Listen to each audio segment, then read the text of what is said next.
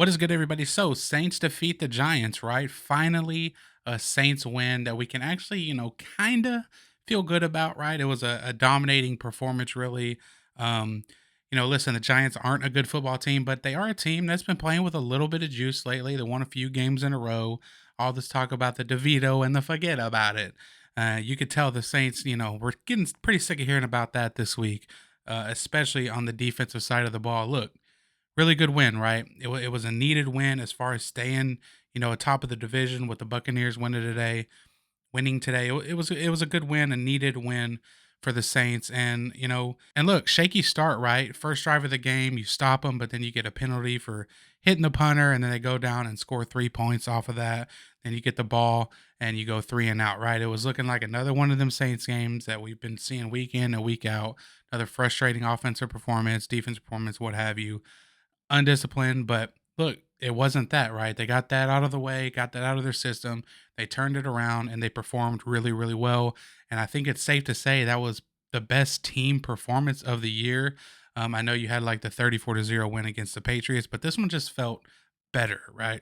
Look, let's talk about the Saints defense for a second. This is the Saints defense that we have become, used to, right? Dominating defense, shutting down the run. Saquon Barkley was a complete non-factor this game. And look, the Saints defense has struggled this year with running quarterbacks, right? That has been their Achilles heel. By far the worst thing that they have dealt with this year is running quarterbacks. And that is how Tommy DeVito has had success this year. This is how he has won the past few games with the Giants, with his feet. The Saints knew this coming in. Other than, one, maybe two runs, that was completely shut down as well. So overall, completely dominant performance from the Saints defense. The defensive line played out of their minds.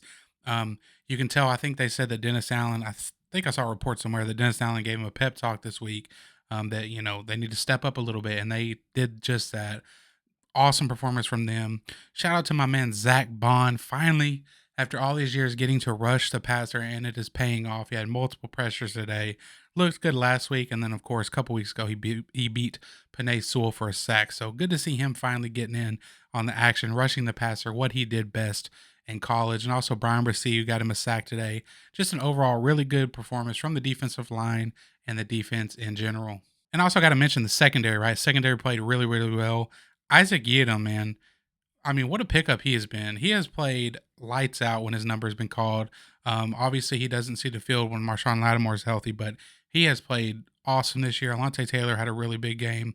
That penalty flag on him was totally bogus, disgusting call.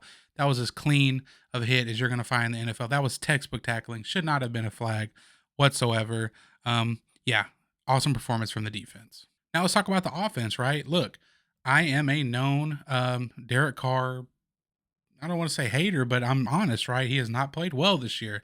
This was easily Derek Carr's best performance as a New Orleans Saint, right? 23 for 28, three touchdowns, no picks, performed well in the red zone.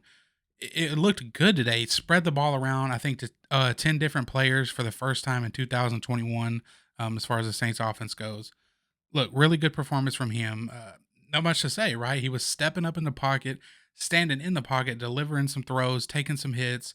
He made some really, really big time throws. Simple as that. He played really, really well today. Now the question is, can he do that on a consistent basis here down the stretch when we're really, really, really gonna need it? I thought the play calling was phenomenal. Pete Carmichael, there was no like, reverses on 2nd and 1 or any dumb things today from Pete Carmichael as far as, what you can tell from the TV copy. I thought he was creative in the red zone. I like the play action there at the end to hit Jimmy Graham for that touchdown. Shout out to Jimmy Graham, man. Jimmy touchdowns. All he does is catch touchdowns. I'm still baffled at why he's been active for half the year, but that's no negativity today. I'm trying to keep it positive. Um, yeah, offense played really, really well. I think this is the offense that we all expected to see, right? Distributing the ball, getting the ball to all your playmakers, a true West Coast system, which is, you know, what the Saints base their offense off of, right? Awesome performance. And the thing that surprised me the most is it came without Chris Olave, the Saints' best receiver. So the fact that the Saints can do this without their best receiver, without their best weapon in Olave, that tells me that they should be capable of even better things with him on the field. Because believe me, we are going to need Chris Olave badly. down this final stretch, especially in this upcoming game against the Rams. So let's talk a little bit about the divisional standings now after today. Tampa Bay and the Buccaneers, they're looking really good right now. Baker Mayfield is playing some really, really good football. I think he's playing better than anybody expected him to play this year overall. And he has the Buccaneers at 7-7. You know, they've kind of clawed their way back. And right now they're in first place of the division because, again, you know, obviously they beat us this year earlier in the year in a game that the Saints, you know, honestly weren't even competitive in. So that's going to be a huge game down the line. Carolina Panthers beat the Atlanta Falcons. Oh my God. If you're the Falcons, you're Arthur Smith, Arthur Blank. How do you keep Arthur Smith after that, man?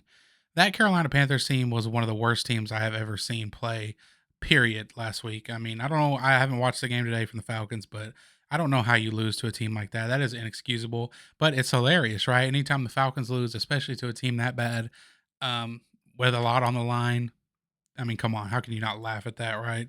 So the Falcons are 7-8. You know, they still got to play the Saints again. That'll be another big game. But you know, with the Bucks winning today and the Saints winning today, 7-7 tie. Bucks with the tiebreaker. That makes these last few games so important, each and every one of them. And you know, it really does look like it's going to come down to the Saints and the Buccaneers. You know, anything can happen, especially in this division. But if you look at the remaining games for the teams, the Bucks have to play us, the Saints. They have to play the Falcons, and they have to play the Jaguars. I believe they have to play the Jaguars next week, and that is obviously the toughest game remaining on their schedule. Now, the Jaguars have not looked great lately, so you know that's a winnable game for the Buccaneers, which makes this upcoming game for the Saints, who play the Rams next week, and then the Falcons and the Bucks to finish off the season. Um, this upcoming game for the Saints against the Rams is humongous, right? They win this, it's pretty much you have to, you know, rely on the Buccaneers to lose another game other than us. So essentially, the Saints control their destiny, right? As you know, ugly as this season has been, everything that they wanted to accomplish to start the season is still in front of them, right? Do I have faith in the coaching staff? Absolutely not, right? But you know, it's all there, man. The Saints have to play the Rams, a team that has played really, really well here down the final stretch of the season. They've looked good lately. They're still in playoff contention themselves. They're still in the hunt. So you know, this is also a must-win game for them. It's a Thursday night game, which is always a little funky. Thursday night games are always a little weird, a little wonky. So huge game for the Saints this Thursday. And I mean, honestly, you can't stress that enough, right? But you know, one last thing before I end this video, we got to change DA's head coaching record, don't we? 21-45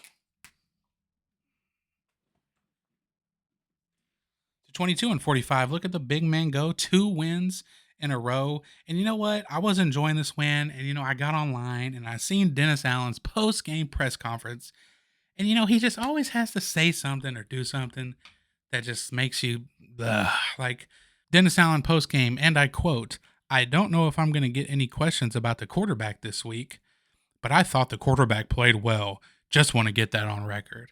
I mean, dude, like, just yeah, about time he plays well, right? At the end of the season, it only took him a whole season to play well. My God, dude, just enjoy the win with your team. Give your generic answers and move on. You know, anyways, good win from the Saints against a team that had been winning some games. Can't complain too much, right? Appreciate you guys watching. Peace.